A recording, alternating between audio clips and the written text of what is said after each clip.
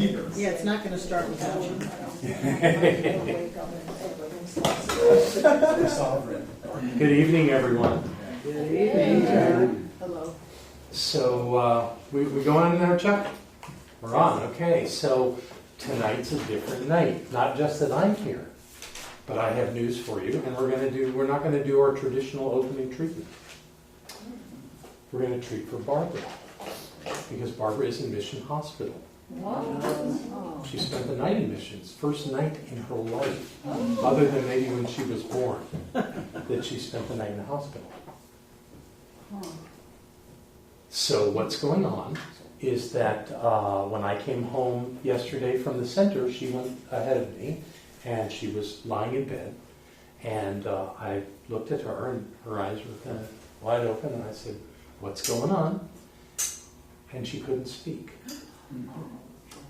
And her right hand was clutched up by her body, and her mouth was drawn on one side. I said, "We're going to the hospital." So we got in the car and went to the hospital. And they immediately admitted her into emergency, where we were from about 2:15 until 10 o'clock last night when they gave her a room. And during the course of that time in emergency, they did several tests on her, and one was a CAT scan. And the CAT scan determined that her artery, her carotid artery on the left side was completely blocked. And they said probably has been for years. Wow. And the one on the right had a blockage of about 60%. She's known for some time that she had high blood pressure. And her doctors have been trying to control her blood pressure, and that's basically what the problem's been. Her body is taking care of this. They have created alternative arteries that are able to bring blood to her veins or to her brain, but not at a normal blood pressure. So here's what I would like us to do. I would like everyone in the class to come up, and we're going to make a big circle up here, and we're going to do a treatment for Barbara. Okay?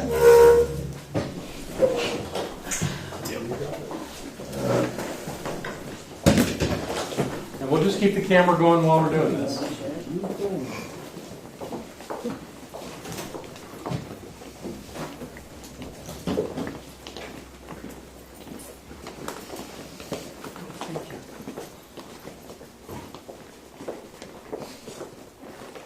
So, who among us wants to do the first step of treatment, recognizing the presence of the divine?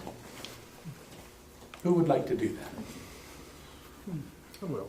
Okay, Tim, you're going to do that. Who's going to do the second step, recognizing God in and as us? Everybody's going to do the third step. I'm not restricting you. Okay. Okay? You want to do the second? Yes. Okay, great. So then what we'll do at that point, we'll go from David to Gwen. We'll just go around the room and let everybody bring whatever it is they want all the way to RJ. And then I'll do the Thanksgiving and release at the end. But what I want you to know is we don't do this with any concern for Barbara. What we do is we see her absolute health and wholeness. Mm-hmm. Okay? Because there really is nothing to be concerned about right now. It's just knowing the truth.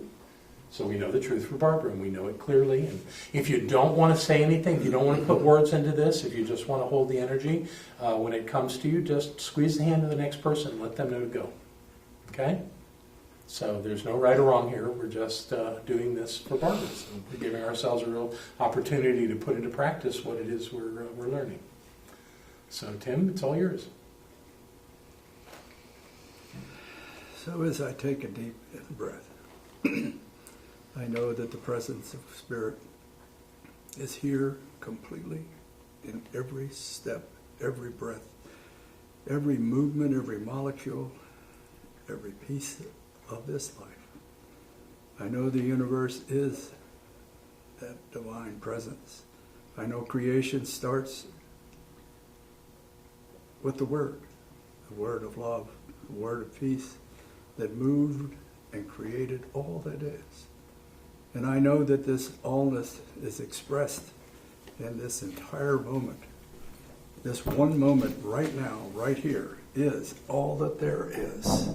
And I know that this is the presence of spirit, the presence of love, the presence of creation and joy. It is the presence of health. It is the presence of all good things in this life.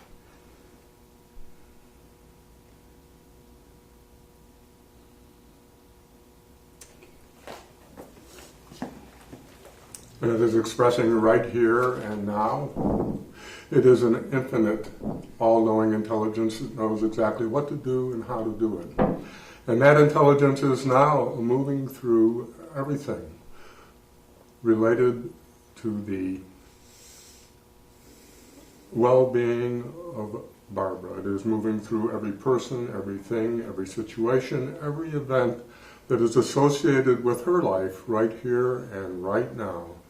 And this clear, correct knowing can only produce right action, health, and wholeness, and wellness. And Barbara has the most amazing body for a 66-year-old. And she will be back at it real soon, as she already is. We all know we are whole and perfect, and that when we run into a bump, we're going to be whole and perfect as soon as we realize it. And all the good in the world, we wish Barbara. I know that Barbara is always remarkable and a beautiful person, and that she basically is fine and in perfect health right now.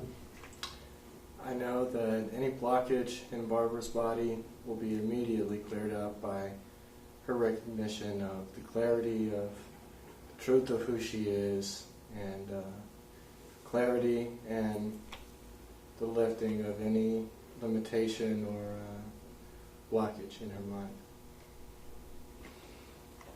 I know that with faith, trust, and full conviction that Barbara is healthy, whole, healed, vitally alive, everything flowing and going. Barbara is healthy, holy, and happy. I'm with her. I know that Barbara is experiencing optimum health and wellness. Her body is euthanizing and regenerating itself in all of its cells, and she is knowing perfect health and perfect wellness. I know perfect health. I know this will be as God wills. I know that Barbara is whole, healed, happy, and perfect. She stands within the light of love and truth. I know that the arterial pathways that flow through Barbara's body are as the beautiful arterial pathways that flow through the universal source. And we know that there is perfection here, and Barbara is full of health and happiness and wholeness. God is in the medicine, God is in the doctors, God is in Barbara. Barbara is perfect, whole, and complete. Her blood flows easily and effortlessly to all areas of her body that need it. And she is perfect. I know Barbara is happy, healthy, and full of energy. I know Barbara is a radiant being, the perfect example of joy and full of perfect health and perfect happiness.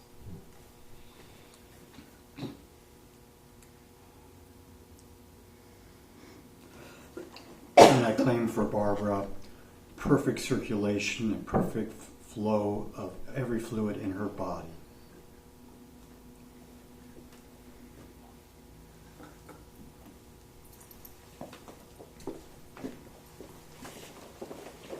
And I join in this knowing of truth, seeing this one Barbara Waterhouse in her divine splendor, knowing that she is living God's life and that she has much more to do. So her body responds well to to her doctors and whatever medicines they prescribe. And she continues her incredible journey through life, doing what is hers to do and being who she's come here to be, a great teacher of truth. And I know all is well. And I'm grateful for all the words that have been spoken here on her behalf. All those that love her and support her and believe in her and know the truth of her. And that is exactly what we have experienced here. So in that gratitude, I simply let this word be the truth. I release it into the allness of spirit and watch it reflect into Barbara's life with absolute precision and perfection. All is well as all is God. That's the truth. We let it be, and so it is. And so it is. Thank you, everybody. All right. Good words. Can't wait to tell her we did that so she can watch it online. Like so many people that watch this class. She gets to watch one she's not in. Yeah, how about that? So, Barbara is resting comfortably. If anything, she's bored. Because they've taken her off all the medications except one. She's required to take a baby aspirin. And her blood pressure's fine. So, they just have to work this out. And I'm sure that the competent and capable doctors are doing that right now. So all in perfect order. So, she'll probably come home tomorrow. And everything being in perfect order, we're doing just what we need to do. And here we are in class, and there was not class last week. So that was class 5. And that was the introduction to lesson 2, and then tonight is intended to be class 6, which is going through the teaching symbol and the meaning of that. So we're going to do all that tonight, and we'll start with the introduction. And y'all have been reading this book. I haven't picked it up in quite a while, so going back into this was kind of fun. Here's my take on Ernest Holmes. Ernest Holmes was in his 30s when he wrote this book. He was a young man. He was finding his way. He had been exposed to a number of teachers and had a very clear understanding of these principles. However, what I have observed in his writings of this book is that his genius was in the bridge making that he created to go from the traditional Judeo-Christian model of God into a very different absolute unity of the divine. And that he was on his way, he was in process. Knowing some of his writings from his later years, the last of his years, when he was in his 60s and 70s, it really has a different feel to it. But this is a really important book. This was where he stated his opinion, and that's where we're actually going to start tonight. I want to start with the very beginning of the introduction, which I think I heard was on page 82. There it is. It says Lesson 2, Introduction. This whole first section is called the Introduction, but this opening paragraph is one of the most powerful things I think Holmes ever read. So I'm going to read it aloud to you. Mental science, which is the science of mind and spirit, makes a tremendous claim when it states that it can free the individual from the bondage of sickness, poverty, and unhappiness. But it makes this statement without hesitation and without qualification. It does not retract from that claim, and it never will. It does, however, carefully set forth the conditions under which it operates and the laws governing life, warning man that unless he understands these conditions and obeys these laws, he will not receive full benefit from the science of mind. A little ominous there at the end. But he wanted to make his point that this is important to know. And some of the things that we want to know about this, we're going to cover tonight. So where I want to start with this is, let's see, pain and suffering. I think that's what he calls something early on here, the idea of pain and suffering. There it is. This is right under what I just read. The world has learned all it can through suffering. So the first question I've got for you is, what is the difference between pain and suffering? So what I did was I grabbed a classical explanation of the idea of suffering as a virtue. which is accepted in the Judeo-Christian model, that suffering is a virtue. Yeah, I disagree. But this is what is given as an explanation for how that could be such. Suffering in such forms as grief, remorse, pain, and hunger seem to represent appropriate responses to bad situations. And they move us to alleviate those bad situations. So suffering itself can be a virtuous motive. It moves us to repair damage or otherwise alleviate situations of disvalue. Okay, does that mean that we have to experience grief, remorse, pain, and hunger? Do we have to have bad situations in our lives? May I ask just... Sure, of course. I don't know what disvalue means. A lack of value. Just a lack of value. Yeah, that's what I would say, yeah. Okay. So, first of all, if we see that some situations are bad, what we're going to end up with is suffering. Right. So, everything that happens, and we have a perfect example tonight. Barbara's in the hospital. Is that bad? Well, you could say it's bad. You could say that Barbara being in the hospital is she's suffering. But she's not. And really, what I'm seeing in this is that this is an opportunity to learn. It's an opportunity to get clear. Because Barbara and I have, for the 30 years that we've been married, not gone to doctors. Well, yeah, in some cases we did. We had a plastic surgeon. But for the most part, we didn't have a primary caregiver. We didn't go to the doctor. We weren't sick. We turned 65. The government gave us free health care. Let's go to the doctor. How's that working out? Actually, doctors are wonderful people. They're well trained and educated, and they have value. But they're also at the same time human beings. Not that that makes them flawed, but it makes them have a range of information that may be limited. So what I've always had with doctors is, I'm glad to listen to what a doctor has to say. That doesn't mean I'm going to do what they're telling me. I'm going to think about it. I'm going to see how it fits into the way I see the world. If it fits and it works, great. If it doesn't, I'm not going to do it. And I've watched Barbara with this blood pressure issue, because she's had a blood pressure issue for a while. And she's been on like 8 different blood pressure medications or compounds or groups of drugs to do this. All of them had side effects. All of them were problematic. And she'd go, no, I can't take that. It makes me cough all day. No, I can't take that. I'm putting on weight like crazy. And then these last ones have actually had these episodes. And this one that happened yesterday was not the first episode for Barbara. This was the last one, when we got to take action. So this idea of who we are is who we both see ourselves as has a direct reflection on how we play in the world, and she's, been kind of acquiescing to doctors on this. What the doctors didn't know was that there was this blockage in her artery, in her carotid artery. And by not knowing that, putting her on the medicine reduced her blood pressure. It looked really good on the cuff, but it slowed her down. I mean, it actually was starving her brain of blood. She did not have a stroke. What she had was called a TIA, and some people call it a mini stroke, but it really isn't a stroke because it doesn't kill the brain.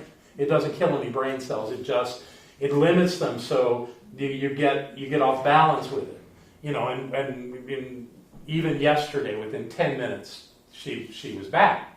But it's scary, and something's not working here. Yeah. So and I'll admit this too. 2 weeks ago, her primary care physician said, how about we put you in the hospital for a couple of days and evaluate you? She talked the guy out of it. But she did do what he said. She came home and went on a vegan diet. And she's held true to that. She and I both are on a plant-based nutrition now. That's what we're doing, and that's what we're going to do. And they say that in the long term that will help. But at the same time, he gave her other medicines to take, and that has been part of the issue here. So right now, her blood pressure is in a very healthy range, and the only medication she's taking is baby aspirin. So we're learning. And that's part of the process, is you learn from these experiences, and that's where Barbara is right now. And relating to this, nobody has to suffer. But everybody has to learn. Let's see if I know what's on this. Now, so the thing that I want to talk about briefly is this idea of the difference between pain and suffering. I don't know how anyone in life can go through without experiencing pain. In fact, I think that's part of the human experience. I think we're supposed to use our bodies in a way to, at times, feel physical pain. And if it's an internal thing, that's telling us something. And if it's an external thing, we got to learn, to avoid those circumstances where we get ouches. But it's part of life.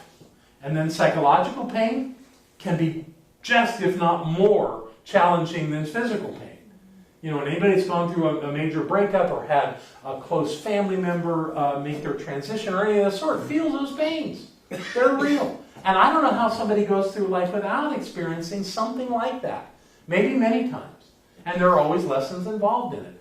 The difference is, according to what I learned from my Native American shaman teacher, is that pain is inevitable.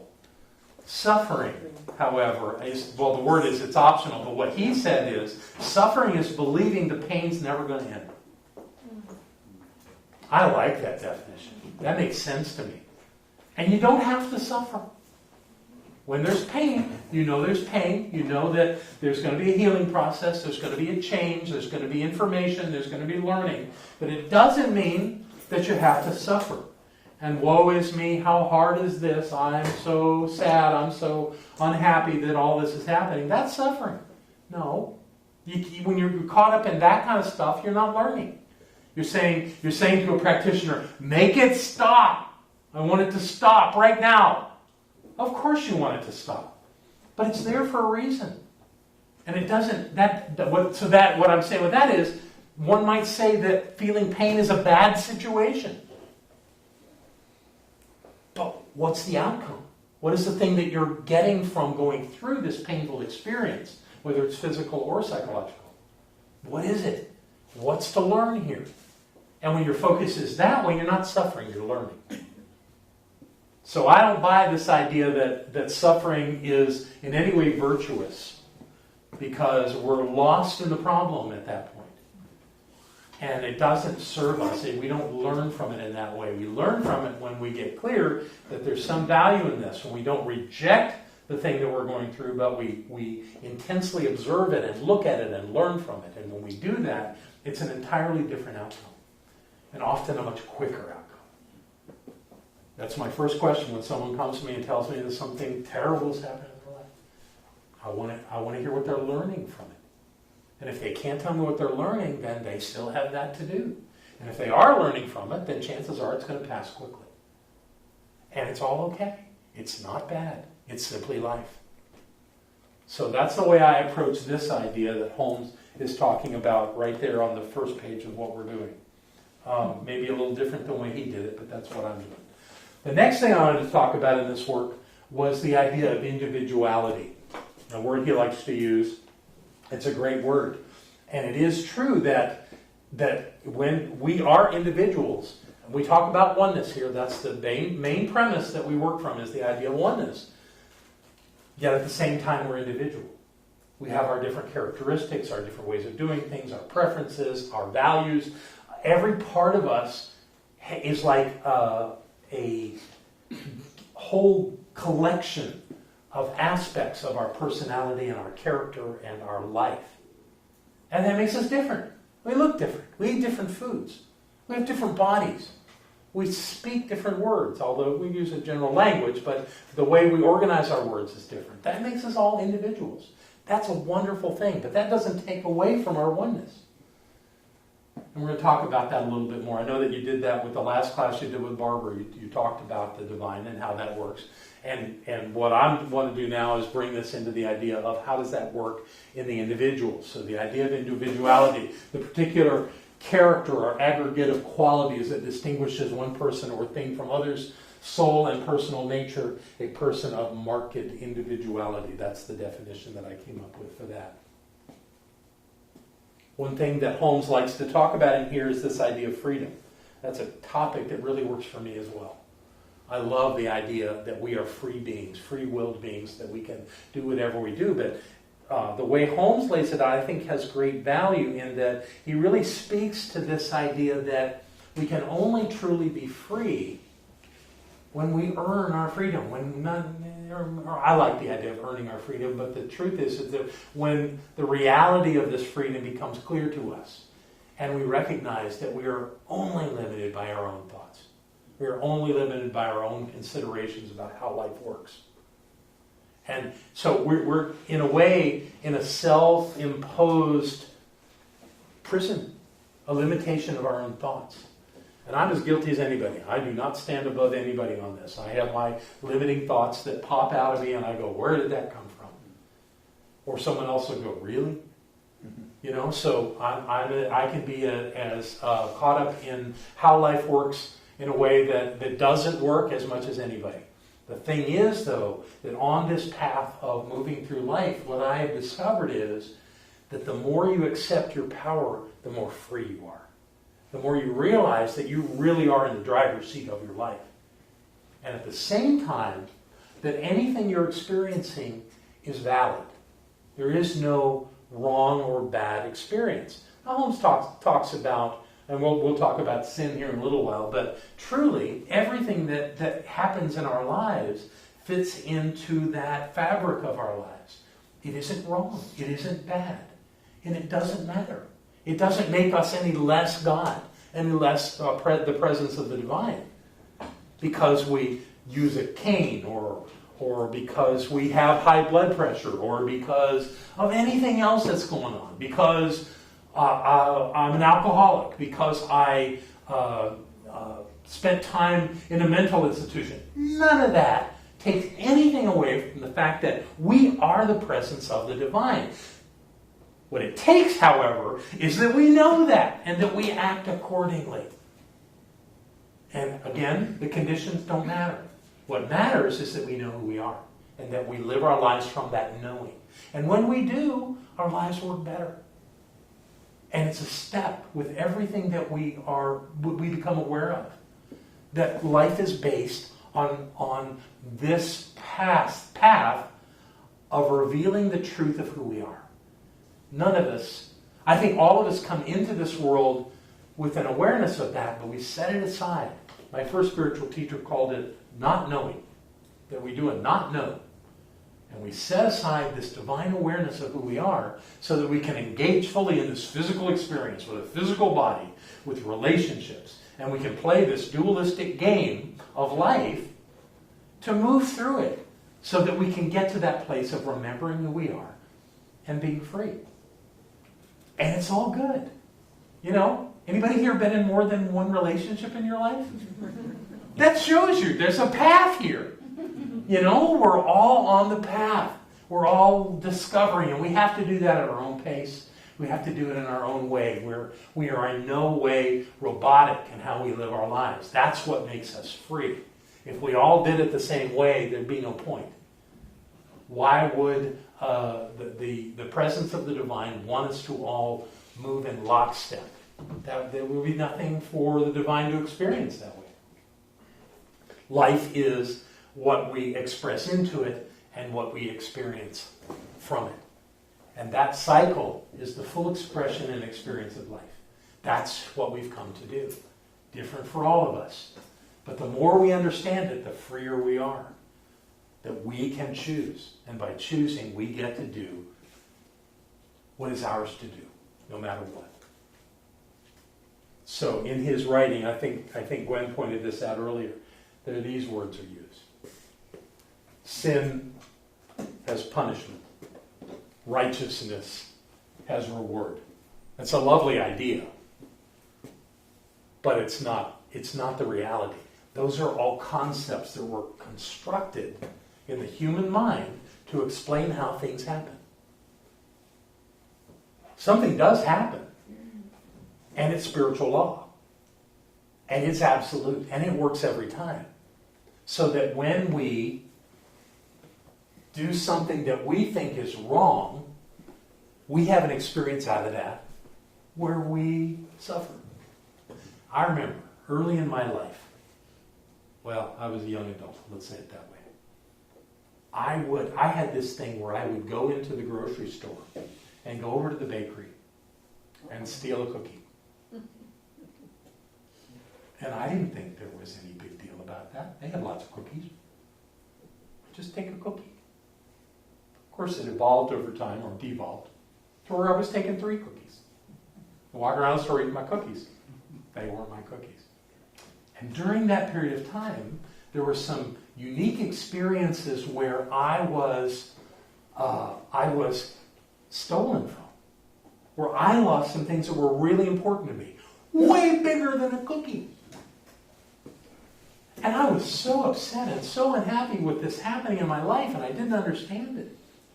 And it wasn't until years later that I realized that what was going on when I learned this teaching was that my actions and my thinking was creating both sides of that experience.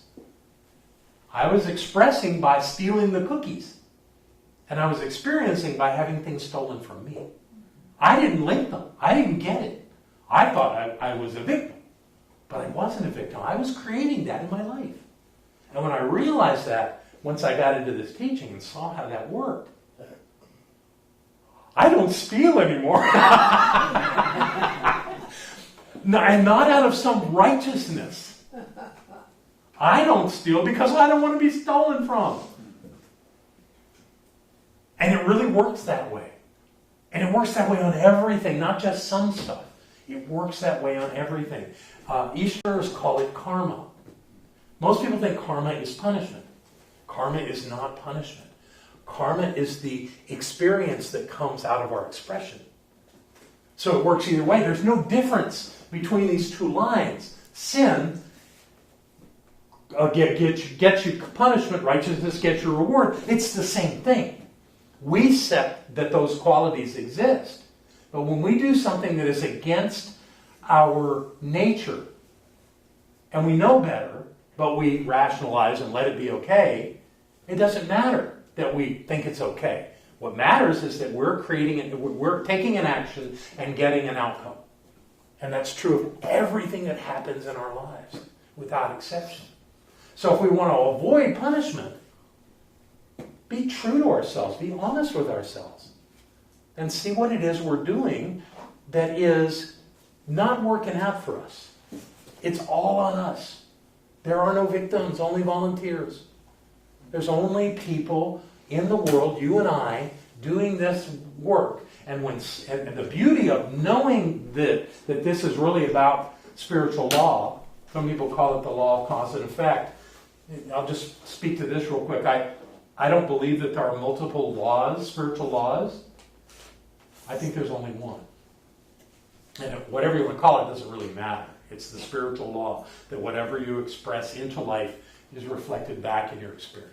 That's it. That's the law. That's spiritual law. And the difference, I don't know if this is in my notes or not, the difference between, it is societal law. It's going to come up here somewhere. Let's see what we're doing. No, let's stay with this.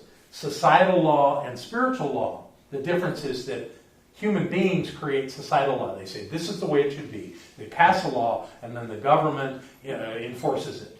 The police, the military, whatever's going on, somebody enforces that because that's the law of the land, right? So that if you do that thing that's the law and you get caught, and you do get caught one way or another, there's an outcome that you don't like, that you end up paying a fine, or going to jail, or whatever it else is. That's the way law works. And what it does in society is it relates to the lowest common denominator. If you do this, you'll be punished.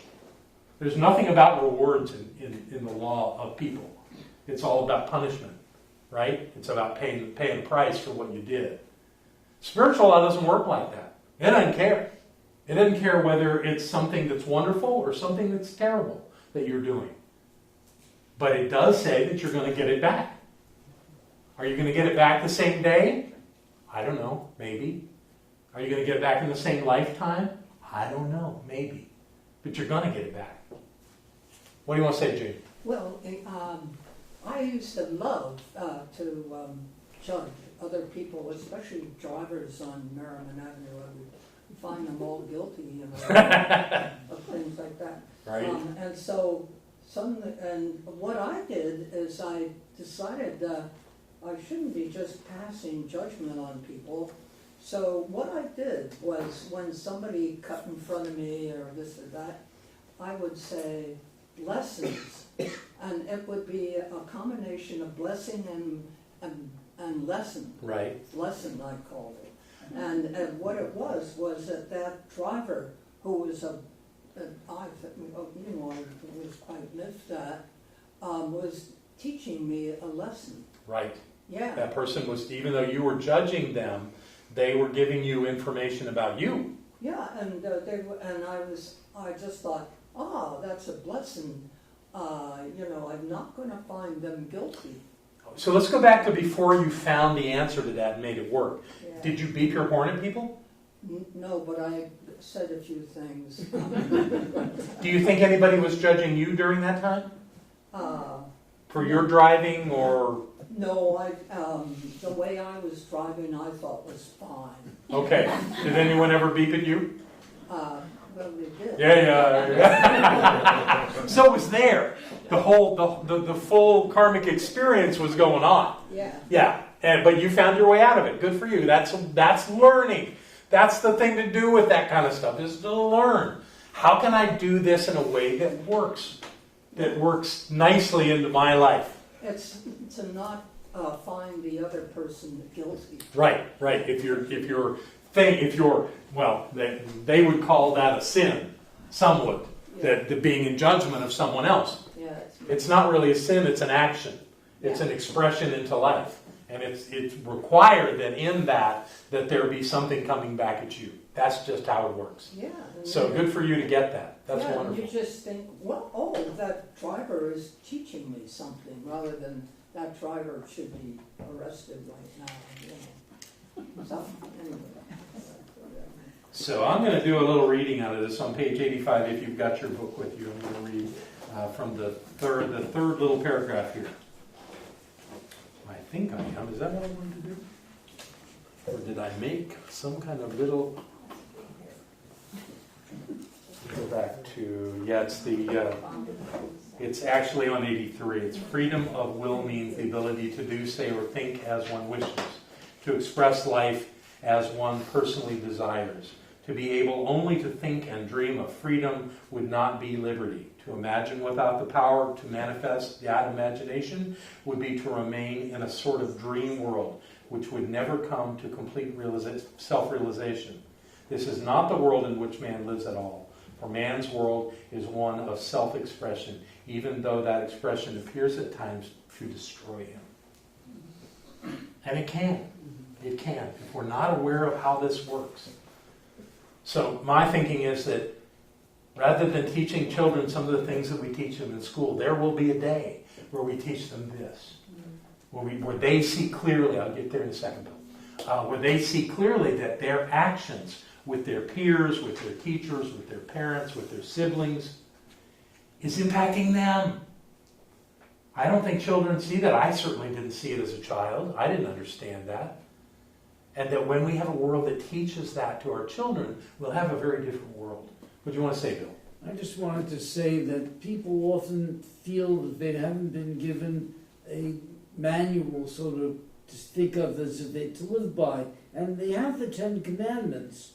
And the Ten Commandments basically are not statements that are made so that you can please God. They're statements so that it will bring correct life to you, correct pleasure, correct...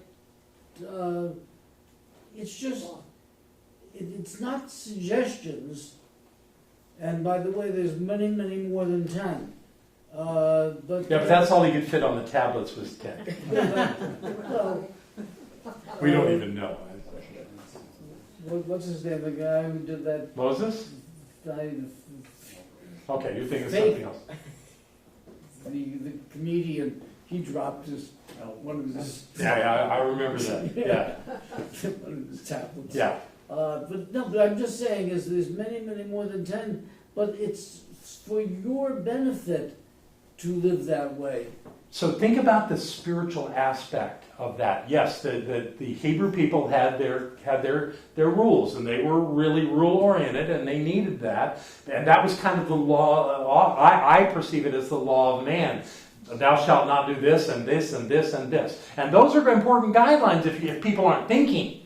But if people would get the idea that whatever you do to that your fellow man is going to be done to you. And if you take those 10 things and look at them and apply that spiritual reality to it, they all still work. If you kill somebody, somebody's going to kill you. Well, so what are we accomplishing by that? It's the Code of Hammurabi, really. Before the Ten Commandments, you have the Babylonian Code of Hammurabi, which is the king, and many of its aspects are very, very much like the Ten Commandments. Right, and civilizations around the world did those kind of things and believed that they needed to because people didn't get it. And really, I don't even know if all those civilizations had access to this idea that whatever you put out is what you're going to get back. But I tell you what, once I've seen children get that concept, because children get things so much faster than adults. They get the idea, if I hurt my friend, then I'm going to get hurt. And when they really anchor in that, they won't hurt their friend. It's just there's such a high level of logic to that. And so you only need the one law. The law to understand, and then all those others are handled. You don't need the specifics of them. You just need to know that when you do something to someone, something's going to happen to you of equal or greater consequence. And when people get that, I believe the world will be a better place. So I will just kind of leave this idea of law there. So let's see where we're going from here. Okay, this is on page 88. Man will be delivered from sin, sickness, and trouble in exact proportion to his discovery of himself and his relationship to the whole. That's a really powerful statement. It was one of those gems. When I read Holmes, I can be reading along and going, okay, and then something just pops for me. And this is one that popped when I read the material for today's class. The idea that we are in charge. Now, something here that I want to speak to is this idea of relationship to the whole.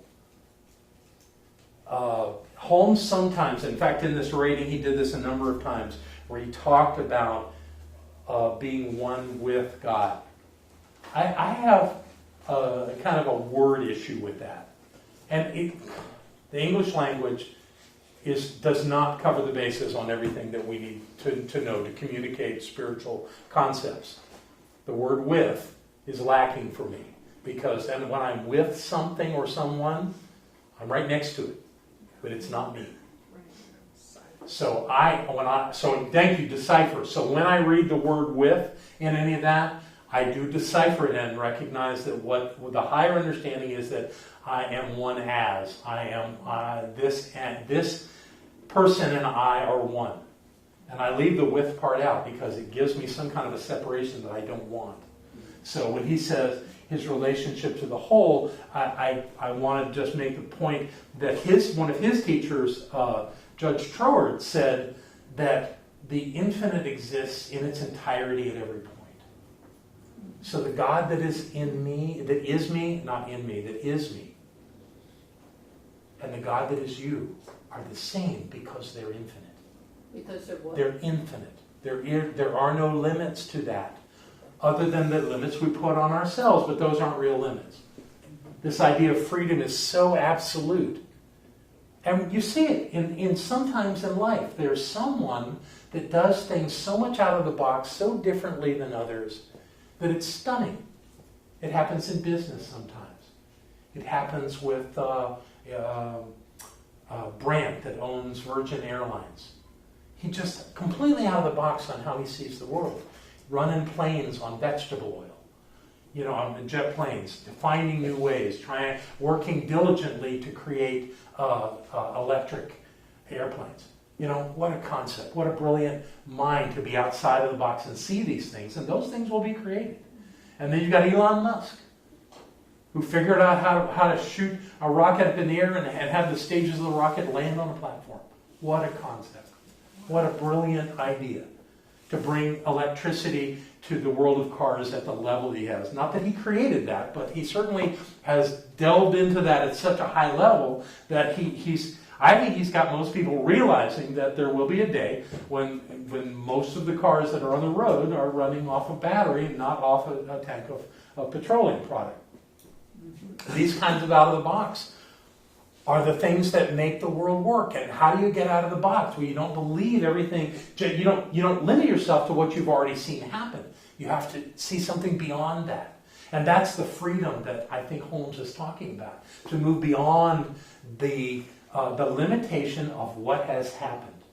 When I treat, one thing that I want to be really careful not to do is to limit my perception of what can happen to only things that I've seen happen. It's like I would never treat that I will have more money because I'll get a raise. What a limiting thought. If I want more money in my life, my work is to know I have more money and to take action on that, but not to limit it to one source, one direction that I'm going to get what I believe will make that happen. That's so limited. That's so in the box, the little box, that we have to get outside of that and know that anything that we are clear about and that we put our attention on and that we call into our experience will show up to the level that we can get it. And we can envision it and we can experience it in our mind. If we can experience it in our mind and take action in that direction, we can create anything. Anything. It's quite amazing. And there are no limitations. So that's the beauty of that the exact proportion to his discovery of himself is the key to that. And the discovery of myself is to understand the presence of the divine at the point of me. The whole and unlimited expression of the divine at the point of me. So now I find the one that I wanted to talk about earlier, or that I did talk about earlier, so we've got that covered, the difference between societal laws and spiritual law. He's got a section here called Man's Unity with the Whole, which really gets down to the crux of this. Let me find my note on this. I'm almost there.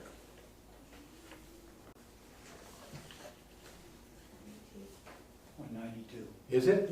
92? Excellent. Oh, there it is. There, you're right. 92 it is. And it's right at the top of the page where I want to work from. We recognize then in man's self-knowing mind his unity with the whole.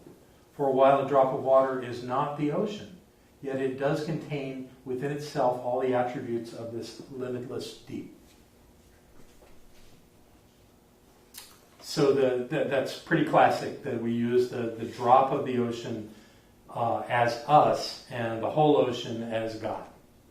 And there's some physical characteristics to that really work in that example. The idea that everything that is in the drop is in the ocean. The thing that's different when you move out of the physicality of this idea is that all of God dwells at the point of us, each one of us, all of God. Everything that created the universe dwells at the point of us. So we're not just the drop. We're the ocean. But you have to let go of your physical limitations of thinking around that to make it work, or it doesn't make sense. But if you start getting the fact that there is no limitation at the point of me, I can do anything I set my mind to. I can create anything. I can experience anything if I am clear enough to do it. If I can do that, I can have it. Can I do it? That's my choice. It's your choice. And as I pointed out with Brandt and Musk, they demonstrated they can move beyond it. Musk moved to the United States with nothing from South Africa. The man had nothing. He's a billionaire now. And it's not about the money for him. It's so clearly, and Brandt too, it's not about the money. It's about creating something extraordinary in the world. The money just happens to come with it. Yeah, it does. So this whole idea of the whole, again, there's that word, with. So man's unity is God. That's the unity. That's the thing that connects us all. And that kind of, I don't even think that word, we were talking about mathematics earlier. I'm not sure even that model works in mathematics. Maybe it does, and I just don't see it right now. But if God is absolutely present at the point of me, and God is absolutely present at the point of you, isn't that two infinites? No, it's not. It's one infinite. One infinite. Yet we have our individuality so that we can experience each other, not like we're looking in a mirror where we get a different take from our relationships. And that's a great and wonderful thing, because it would be boring otherwise. But the beauty of it is that there's no limitations in all that. It's how big a picture can you see of how life works. And Holmes was onto this in a really good way. You have a thought, Bill? It's the unity principle, actually, in mathematics, that we are one. I agree with you. Thank you. I'd like to see that demonstrated. I believe it. I absolutely believe it. So let's see where we're going from here. Understanding subjective and objective minds. So that's going to get us into our conversation after the break on this teaching symbol and how it works. But this helps us set this up. So would someone here like to explain the difference between subjective mind and objective? Anybody want to take a shot at that? I know some of you could. You don't have to. All right, I'll do it. So the difference between those two is the aspect of our mind. We have conscious mind. That's the stuff we know out loud. That's the thought that's passing through our head, and we're experiencing that thought, or maybe it's the words that we're saying, and we're hearing our word, and other people are hearing that. That all comes out of our objective mind. We are in a state of experiencing life objectively, so that we are aware of it, we're engaged in it, and we're creating it. We're creating it by initiating some thought. That's the beginning point. And when we get into the circle and the lines and all, we'll talk about it again. The subjective, though, is something different. It seems like it's not that important because it's really just storing information. Initially, that's what we learn, is that the subjective mind just remembers everything. We don't consciously remember it, that's our objective mind. But what we do remember at the subjective level is everything. But not only do we remember everything subjectively, but the subjective mind, as Barbara loves to say, and she's right, is subject to the objective mind. So that when we have a thought of something that we see happening in our lives, but we don't have no physical indication of it, the subjective mind receives that and acts on it.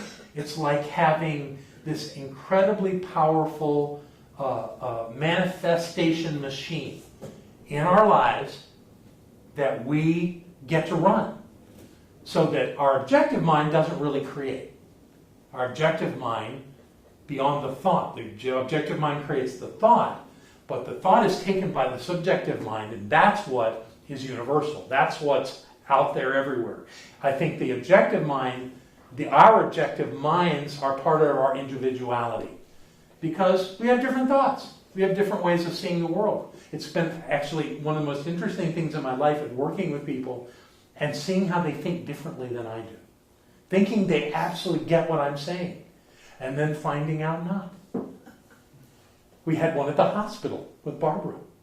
In the emergency room, doctor comes in and says, so something that we have to ask everybody that comes in through this hospital is about what we do if your heart stops.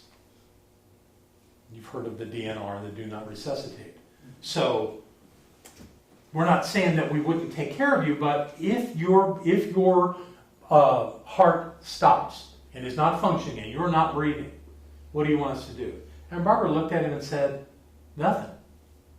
Okay, well, we're going to put this armband on you, and that'll take care of that. And that was the end of the conversation. So today, when her neurologist came in the room and saw the purple armband right next to her ID band on her wrist, he said, why are you wearing that? Because in the moment it seemed like a good idea. He says, what you're saying with that is if something happens to you and you go into cardiac arrest, we can't do anything. Yeah, DNR. Yeah, I know. And she held up her arm and said, cut it off. And then the nurse went off on this thing about how poorly they communicated, and we didn't participate in that. But we got two very different understandings of what that was about from two different doctors.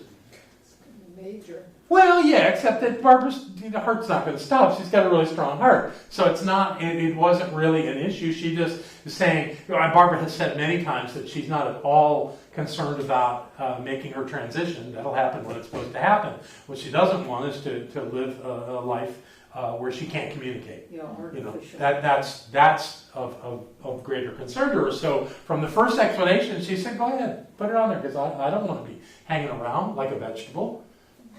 But the second doctor had a different take on it. So it's a matter of how you perceive those things. Nothing right or wrong about either way. But he pointed out that a 66-year-old woman that's in as good a health as she is doesn't need to be wearing one of those.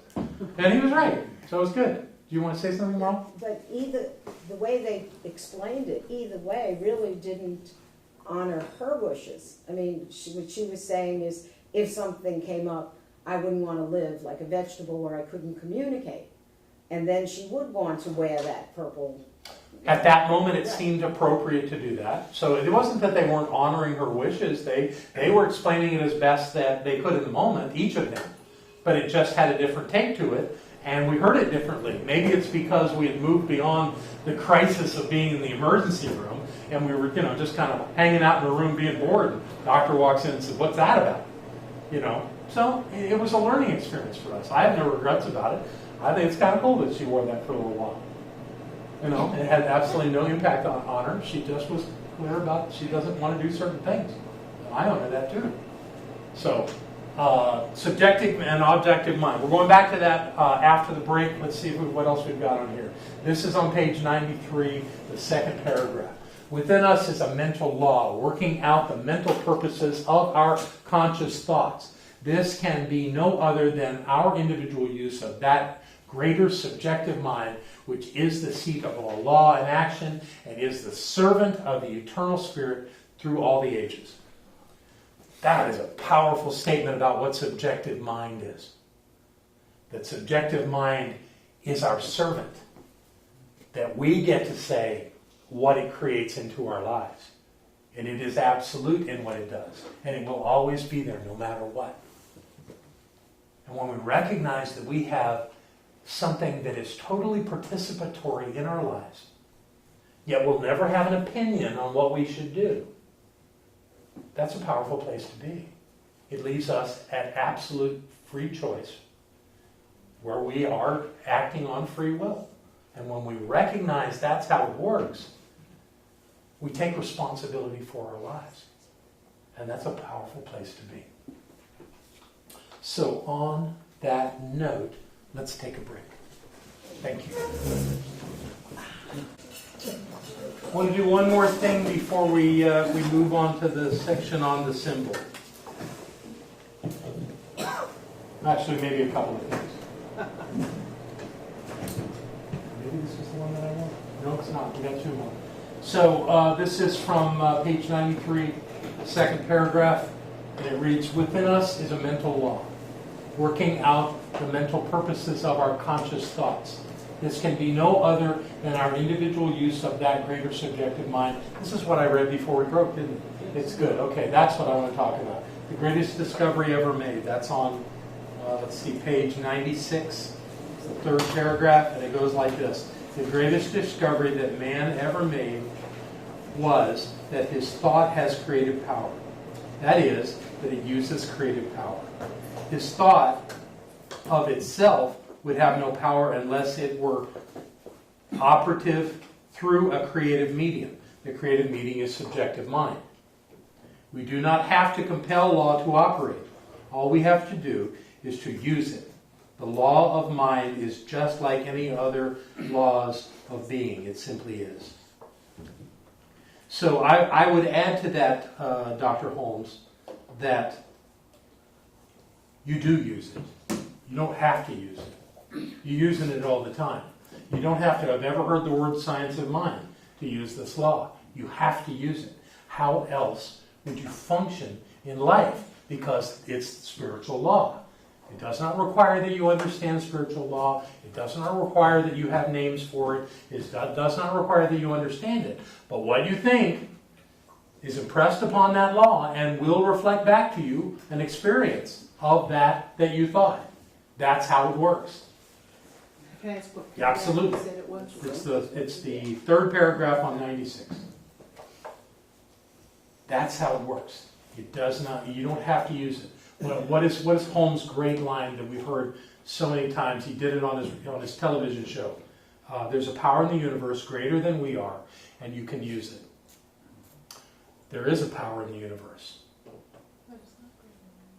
Well, it can do what we cannot do without it.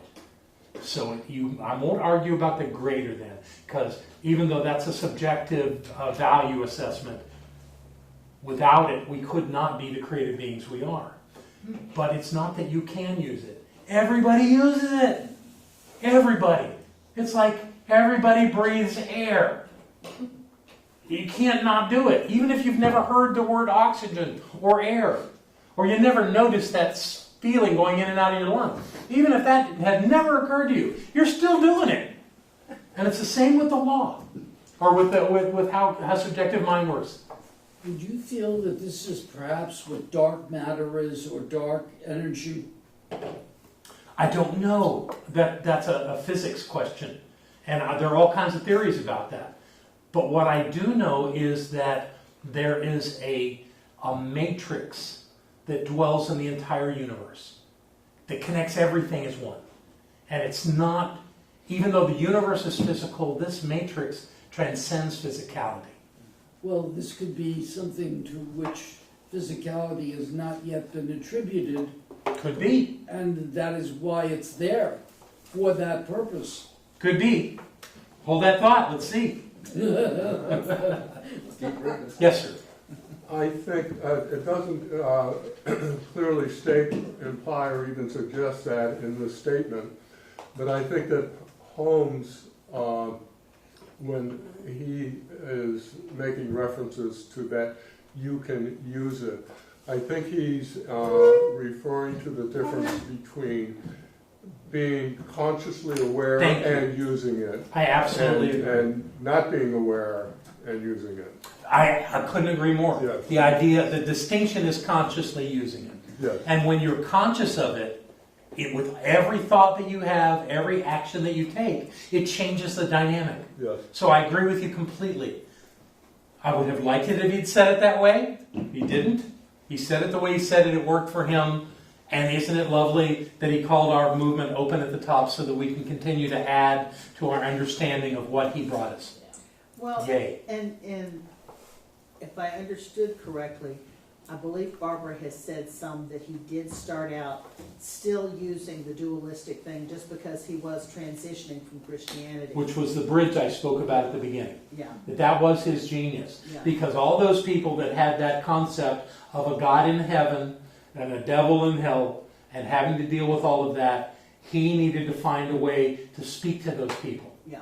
And to bridge that into some greater understanding. Yeah. That was his genius. Yeah. So we can be judgmental of him now and say, well, he didn't really say that right. But frankly, if he had said it the way we understand it now, everyone would have looked at him and said, well, you nuts? Yeah.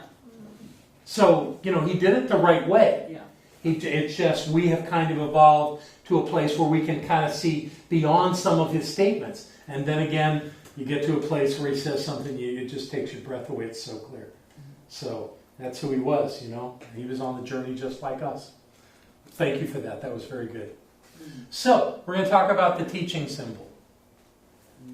The teaching symbol is this thing that we have on our wall in the sanctuary. It's found in many of the books that you're right. It's on Carter over there,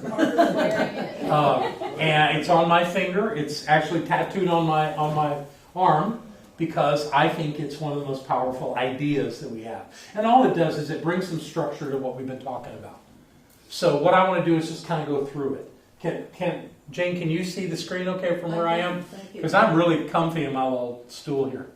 So I'm just going to sit on my stool for the rest of our time together. This is not the sun, but I thought I'd give a little color. to make it interesting. It's the part of the flag, the Chinese flag. Yeah. So what we're doing is we're gonna talk about the teaching symbol, and this is the first step of the teaching symbol. If I had a black or white background on that, you would see the black line around the outside. The reason it's colored is just to make it more interesting. It doesn't mean anything. But the circle does mean something. Anybody here want to speak to what the circle in the symbol actually represents? All right. Yeah, what do you think it represents? I think the circle shows unity. I could not, absolutely. Everything that is dwells in the circle. Which, you can get into that little mind game of saying, well, but that means there's nothing outside of the circle, so why do you need the circle? Well, you need the circle to make a symbol. That's all it means. So you have to think beyond the physicality of the symbol, that it's a circle. It simply means, as you say, the unity of all. So that means that we're going to be thinking out of the circle from now on. There's nothing outside of the circle. The circle's all there is. Box. We're going to think Yeah. Well, we're using this so that we can demonstrate how this all works. So you've got a circle. That's all it means. And as limited an idea as it is, we start with a circle. And then we have a line. But the line's not what's important. What's above the line is what I want to talk about. So what's above the line? Spirit. Spirit. That's what we all say. We say spirit. But the truth is, as long as we're talking about the limitations of this model, is spirit not in the other parts of the circle? Of course. Of course. We just call the top spirit. And there was a word that I used in my talk on Sunday that I don't even remember where I found it. But it was the uncreated presence. I love that. And that speaks to this part of the circle. There's this thing that was never created. It always existed. It transcends time and space. It's the objective mind of God. And has lots of other names. And we'll come back to that in a few minutes. But it's the uncreated aspect of the divine is what's above the line. Okay? And then there was another line. And that delineates a center, or a center point or part, and then a lower part. The middle part means what? The law. The law. The law we've been talking about. The law. Now, is the law a physical thing that has a place? No. But neither does the top part. So, it doesn't matter. It's the idea that there's a mechanism that takes from the top and creates, through some mechanism, what's on the bottom. What's on the bottom? What do we call it? Body. Call it body, call it physical form, call it the universe, whatever you want to call it. All of those apply in other names, and we'll look at some of that. So now we've delineated these three aspects of the divine. The uncreated, the law, and all physical manifestation, which includes everything that is in the physical universe. So that gives us that, but so how do we move from one to the other? What is it there that's there? So then we have this. We have a line. Now this is not what it says in this textbook, but it's what I've delineated from all these years of working with this symbol. That the left side of the line, to me, it's not an arrow pointing down. It's certainly not a V when we add to the other side. It's a line.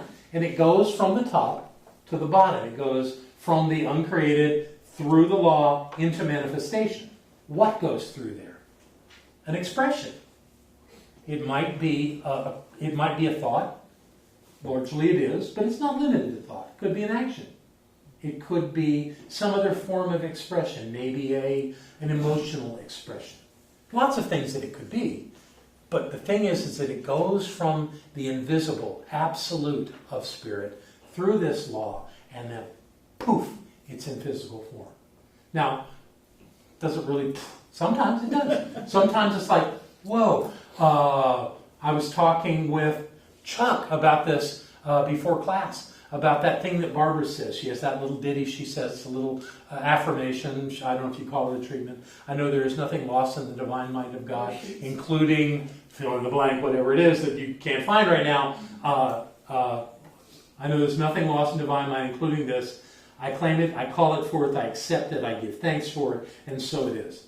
When Barbara says that, when I go, I can't find my keys, would you say that thing? She would start it, and before she's done, I found my keys. Chuck was talking about how he'll be looking for something for a while, and frustrated. He can't find it. And, oh, yeah, say that thing. And he closes his eyes and goes, I know there's nothing lost in divine mind, including it. Go through, and then he opens his eyes and there to be. Well, that's a poof. That works. That happened to me just the other day. It happens all the time, Jane. Isn't that wonderful? Well, I had lost my checkbook, and I looked 3 or 4 times. I knew where it was, and it wasn't there. And then I ran into Barbara, and I said, geez. And she said, nothing's lost in divine mind. And you know, I didn't pay any attention to that. And a couple of minutes later, I looked again, and there it was. It was. Yeah, it was. Holy moly! Absolutely. So if you say it's not the words, it's the knowing that something is so. And what happens is the poof thing again is that suddenly it's revealed to you. How does it show up? Infinite numbers of possible ways that it would show up. It doesn't matter how it shows up. The thing is that as much as that works in that way, saying it's lost and stopping there is just as powerful. Right.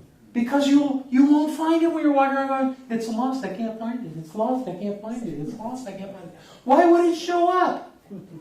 You're affirming that it won't. So you're going from the absoluteness of spirit through the law with that thought that it's lost, and sure enough, the manifestation of it is you can't see it. It works perfectly. It doesn't matter which way. What do you want to say, Bill? I just wanted to say that line to me is like a thought. And the thought is an electrochemical event. It can be measured, it can be recorded, it can be analyzed eventually. I mean, we were starting to make prosthetics that respond to thought. So we're starting to move into... Yeah, I was actually involved in some of that with my doctoral studies. We actually did things where we hooked up probes to our brains and thought changes on the computer screen. That was lovely. So absolutely in that regard. And it has an impact on this thing called law that is also invisible and undetectable, yet somehow that takes it and turns it into something real. Now, where this whole teaching started was doing that for physical healings, for remedies to healing situations. But what we figured out was the same way it works in being clear that let's pick something, that our lungs are clear. Where we've had this cough and this stuff coming up, when we get clear about the health of our lungs are suddenly healthy. So that's inside our body, and somehow we thought that was a limitation to what that thought would do. But the thought does not stop at the point of our body. It's the manifest universe. It can be anywhere at any time. What I love is when I proclaim something is so, when I realize it's so, and I'm so clear that it's so, and it shows up, and it took things happening long before I said that to have happened for it to show up. Yet it showed up because I knew it was so. How do you figure that? Well, it's not really about holding to the logics of physics. It's something metaphysical, beyond the physical in that. Is that Jane. Is that line then a thought? Let's call it a thought. Let's just say it's a thought. Let's say I think it'd be more than that, but let's just say it's a thought. Okay. It starts at the top, shows up, goes through the law, and reflects into our lives as some physical manifestation, something that we can see, something that we can maybe touch, I don't know, but something that we certainly can observe. Let's put it that way. But with my checkbook, it had disappeared. I'd looked 3 or 4 times and hadn't found it. And yet, when I guess, did my thought produce? Well, in that case, from the story you told, it was Barbara's thought that produced it. Somebody's thought did it. Yeah. Oh. So that's why I tell our practitioner students that nothing is lost in divine mind. The client, the person that comes to a practitioner for treatment, doesn't have to believe that the manifestation is so. They just have to believe that the practitioner can make it so. And if they just do that, then it shows up. If they think it can't, though, if they're actually... But why would someone go to a practitioner and ask for support if they really didn't want it to happen? I don't think that's logical. So So that's the half of the equation. The other half, and I've already spoken to it, of course, is the other part of what looks like a V. And what to me that means is that from that thing that manifested, we observe it. We observe it. And then we are observing it, therefore it must exist in that uncreated aspect of spirit, which is what we are. In fact, that's something Holmes did early on in this book, and he stopped doing that later, but he would talk about us being created. And frankly, I just don't relate to the idea. Our bodies were created, our humanness was created, but we're pure spirit. That we exist wholly and completely in the top of this model. We don't exist at the bottom. Our bodies do. Our experiences do. Everything that happens in our lives is in the bottom there. We're in the top. I like that. Which means that I can experience things on that upswing of that thing that looks like a V, but that doesn't mean that it's limiting who I am, because I'm the creator behind it. I'm the one that initiated that through my thoughts. And if I don't like it, all I need is another thought. That's all it takes to create a different outcome, is another thought. But what we tend to do as human beings is we have the thought. Now maybe it's possible that we observed it first, that it was a learned experience. Example, the easy example. We have parents and they fought. So I'm almost to you. I'll get there. We have parents, they have fights. They argue with each other. We take on the notion that being in a relationship means arguing. That's a belief. That's a thought. So we get into a relationship. It's really sweet and happy at the beginning. And then before you know it, we're fighting. Where did that come from? Well, we always look at the other person and say it's their fault. But truly, we had a belief that that was part of the relationship. And as unhappy as it makes us, as much as we don't want it to be so, we believed it, therefore it showed up. Because we observed it elsewhere. That upturn is an observation. And what happens normally in the human experience is we think it shows up, we experience it, and we believe it's so, and it shows up again, and again, and again, and again. And we keep observing it, and that reinforces our thought that that's real. It's only real because we say it's real. It's only real because we say it's real. Nothing else makes it real. Real is observable things that we created. What do you want to say? That second half of the V, the second line, seems to exemplify panentheism. Talk more about that. The idea of you've created it, but pantheism would be that it's just all powerful. But the panentheism part is the idea of it being able to come back up into spirit and reform it into something else. You're absolutely right. Could you repeat the question? Yeah, the point that she's making, I'll say it so that it gets on the recording, is that I talk about that in some classes, pantheism and panentheism. We are panentheists in this teaching. There are other people that were pantheists, who was the physicist that talked about billions and billions of stars. Somebody remember that guy? Sagan. He was a pantheist. He said that God was the universe. We say that the universe dwells within God. And that distinction, Olivia's pointing out, that is that for us to have that uncreated part that observes the created part is panentheist. It means that we are beyond the physicality of life. We are beyond the universal level of physical form. And we are. And yet there are times when Holmes says that we are created. He said it in this chapter. I don't believe that we are created. I believe that we are the divine presence, infinite, in both directions of time, beyond the beginning and beyond anything that could be the end. That we were there. In what form? At one point? Was there at one point simply one thinking source in the universe beyond that existed, and that we have this multiplicity that allows that to evolve and to expand? Maybe. I'm not really sure how it happened. But if I'm going to believe this teaching, I have to believe that the presence of the divine is who and what I am.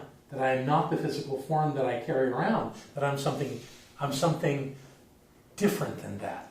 So, I could say greater, but I don't know that it's about greatness. It's just about recognizing the distinction. That I am not created.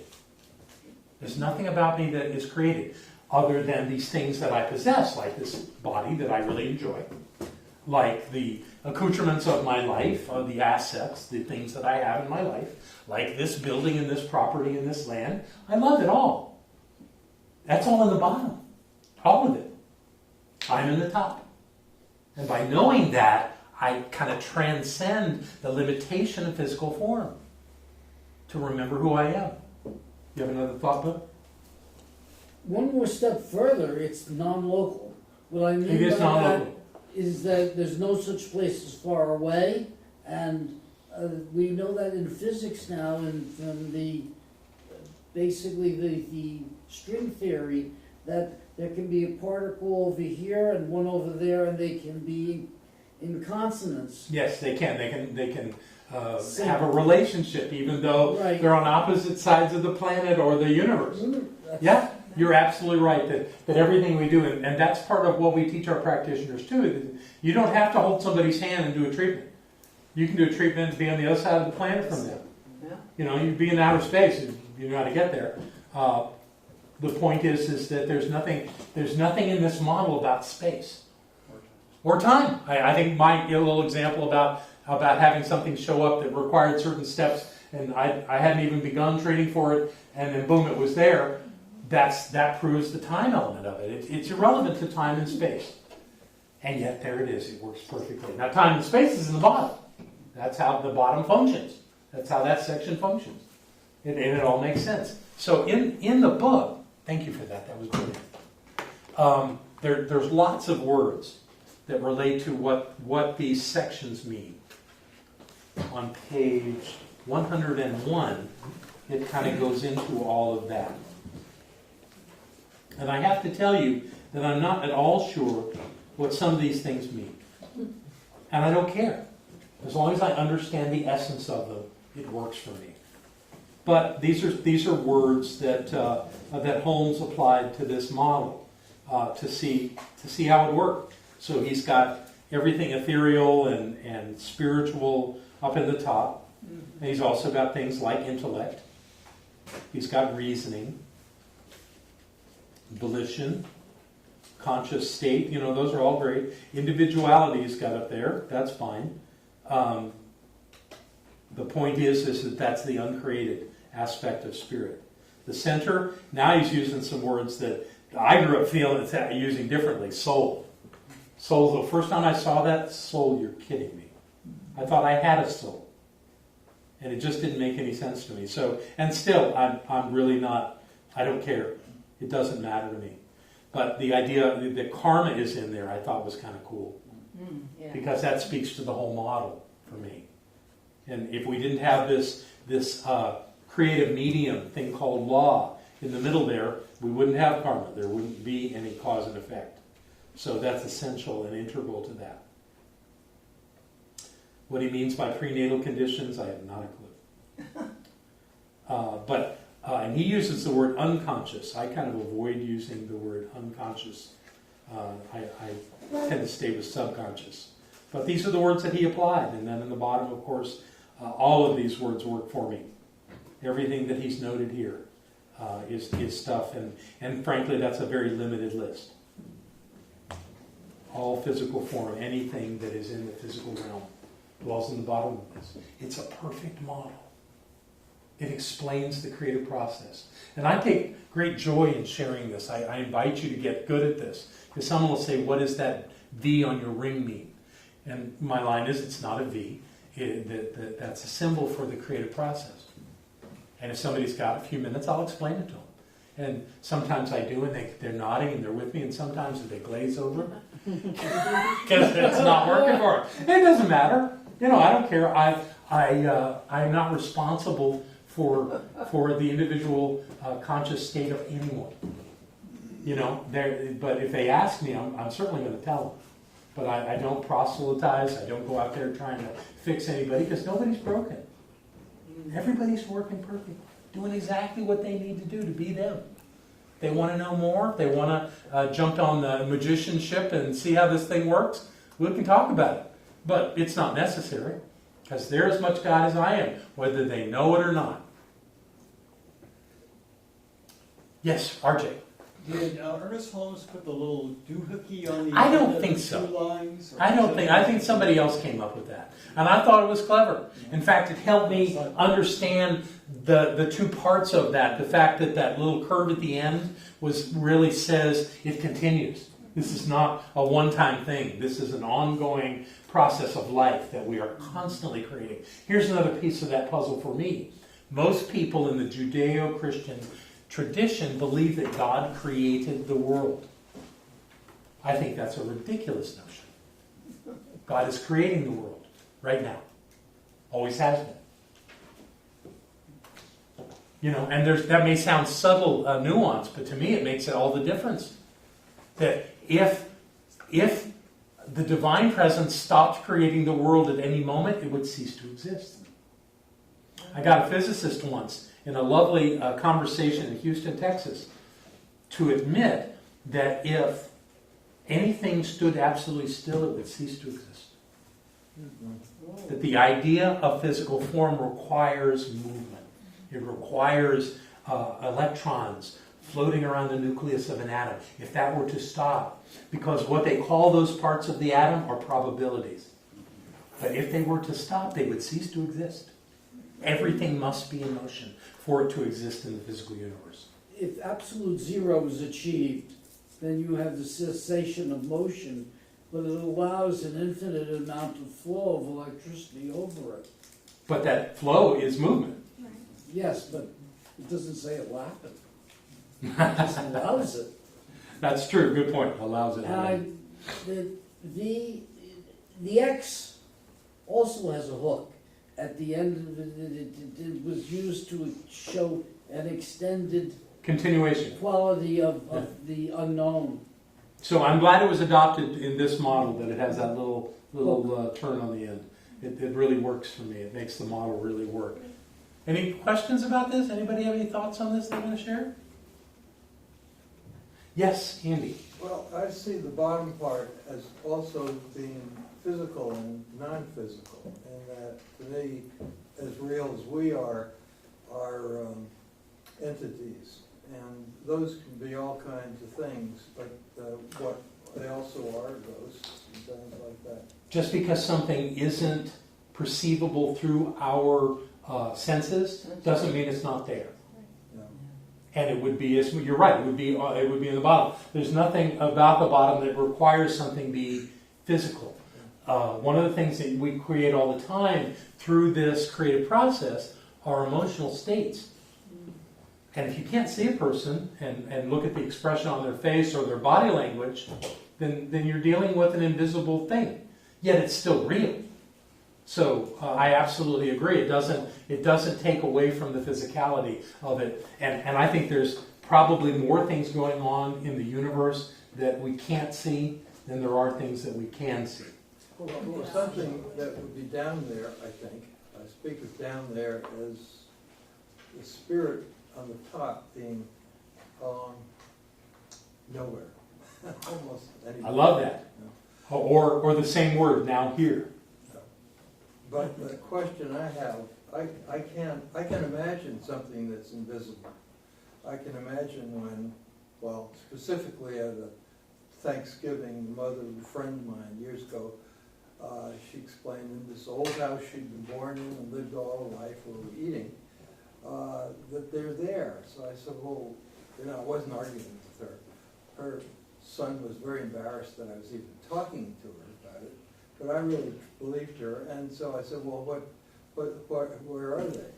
And she said, well, they come right through that wall, and they usually, and would want, it was like this. It was going, was she nuts? I don't think she was nuts. But basically, the other part for me is that there's holograms. I cannot for the life of me hold a hologram in my mind, even if it's on a stamp or something, right? And it's doing this thing. Where the hell is it going? That's great. Holograms, that's great. And they say, those of us who believe that 9/11 was an inside job, that the planes that flew into it were also holograms. I'm lost on that. Yeah, I can't go there either. But I have no, I'm not going to argue the point. What does it matter? Here's one that's always gotten me is radio waves. How did they figure out that you could create a signal at one point and it would amplify over there? How did they figure that out? That's brilliant to me. That just, you can't see a radio wave. I think it's brilliant. There's so many things we cannot see. And they're part of the manifest universe. They are absolutely. It has, one could argue that the bottom is just as infinite as the top. Because we don't know how wide this manifests. It's just as infinite because it's about thoughts and stuff, and thoughts are infinite about what you think of. Last thought, Bill. And you were mentioning radio waves. We have frequency modulation and amplitude modulation. So there's two ways that you can vary the signal. That you can. Are you intentionally talking over my head? But it's just it's just another fraction of the electromagnetic spectrum, which we do not have biology to perceive, but we make machines. Yeah. Thank you. And I think we'll end on that note. This has been delightful. Thank you. I'm very grateful to have been with you tonight. Your teacher will be back soon, and I'm going to leave here in a few minutes and go kiss her goodnight. So before we do that, we're going to do what we do to give you the opportunity to support this community. And anyone at home is welcome to do this as well, to support this center through our website, which is, if you're finding us on YouTube, we have a wonderful website at cslasheville.org, and there's plenty of opportunities there to support this community, and I invite you to do that. And those of us who are here tonight, if you would take out what you're going to give, hold it in your hand, maybe close to your heart if that works for you, and know with me that the presence and the power of the One, this that we have spoken of much, this that we have revealed within our consciousness, this One that is all, the truly real thing of the universe of life itself, is right here, right now. It always has been, it always will be. And because that is so, we have had the opportunity to expand our awareness and to use this extraordinary presence as the power of our lives, to see it in all of our actions, all of our activities, and all of the conditions of our lives. Knowing that the presence and the power of the One is who and what we are, that we are contained within that, as is this amazing life that we live. So in gratitude for this journey of awakening, we simply let this be the truth of us. And in whatever way we choose, we support this Center for Spiritual Living in gratitude and love. And we let that be exactly who we've come to be right here and right now, knowing that this is the truth of our very being. And with that gratitude and love, together we say, so.